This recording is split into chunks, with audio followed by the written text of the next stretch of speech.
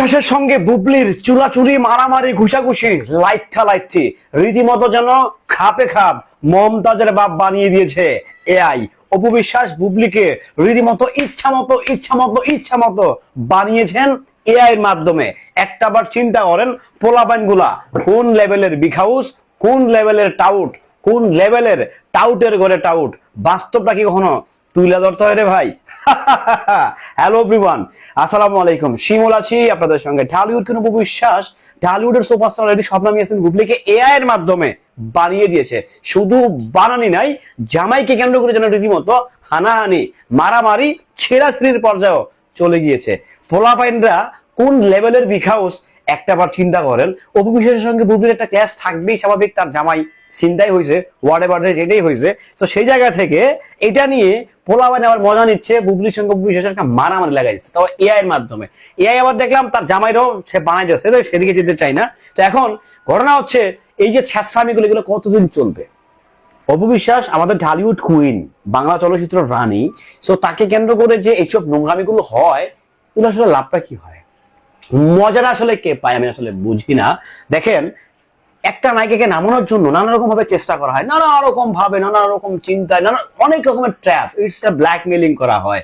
So এই blackmailing করে, এগুলো ট্র্যাপ করে, ষড়যন্ত্র করে, হ্যাঁ, মানে লাইক আমি লার্নিং হিন্দি দিস মুভি। ঘটনা হচ্ছে যে একটা মানুষকে অপমান অপদস্থ করে লাভটা কি আসলে? লাভটা কি?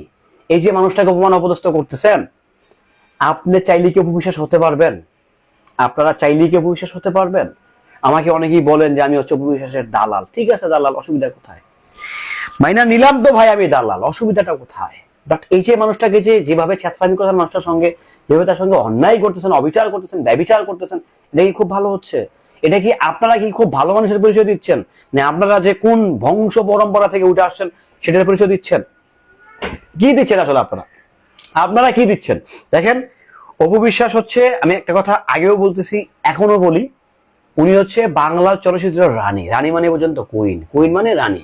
সো অপু বিশ্বাস, তার তো আসলে 2-4-5 দিনের ক্যারিয়ার না, তার হচ্ছে অলমোস্ট 2 যুগের ক্যারিয়ার, 2 যুগের ক্যারিয়ার, ছবে 2 যুগ, 20 বছরের প্লাস তার ক্যারিয়ারের সময়, ঠিক না? সো তাকে কেন্দ্র করে আর বুবলিকে কেন্দ্র করে এটা বানাই দিয়েছেন, এটা কি হয় আসলে? কখনো হয়? কোনোভাবে যায়? এটা পসিবল আসলে? এই যে মেয়াদ উত্তীর্ণ গাঞ্জা মাঞ্জা খাইয়ে যে কাজগুলো আপনারা করতেছেন, এটা কতটুকু যুক্তি আছে, কতটুকু ভিত্তি আছে আমি আসলে জানি না। দেখেন, অপু বিশ্বাস হচ্ছে অপু বিশ্বাসের জায়গায় নাম্বার 1 আনডাউটলি। বুবলি দেখে তাই নাম্বার 1 হইলে হইতে পারে, কারণ তার ভক্তরা তাকে সুপারস্টার লেডি মনে করে। ঢালিউডের সিনেমা হল নাই কিন্তু বাংলাদেশে, একটা সিনেমা হল নাই, বাট সুপারস্টার লেডি মানে উইয়ার্ড সেদিকে যেতে চাই না। তো সুপারস্টার লেডি তো দুজন কিন্তু 2 জায়গায় আছে, ঠিক না? একজন হচ্ছে কুইন, একজন হচ্ছে সুপারস্টার লেডি। তো দুজন কিন্তু জায়গায় রাখেন না ভাই। মারামারি গুতাগুতি করার আসলে প্রশ্নটা আসলে কতটুকু কি আমি আসলে জানি না, এটা যুক্তিগতা কতটুকু আছে সেটাও আমি জানি না। যাক, সেদিকে যেতে চাইলে সেদিকে যাওয়ার প্রশ্ন, ইচ্ছা, আকাঙ্ক্ষা কোনোটাই আমার নাই। বাট আমার কথা হচ্ছে যে দিন শেষে চলচ্চিত্রকে বাঁচাইতে হবে। তো বুবলি অপুর সাথে কেন আপনারা গুতাগুতি করেন, কেন মারামারি করেন? I have no idea. করতেই পারেন আপনাদের চুলকানি বেশি, আপনাদের লাড়ালাড়ি ভালোই কমায় করেন, এটা ভালো হবে, সুস্থের জন্য ভালো হবে, স্বাস্থ্যের জন্য ভালো হবে।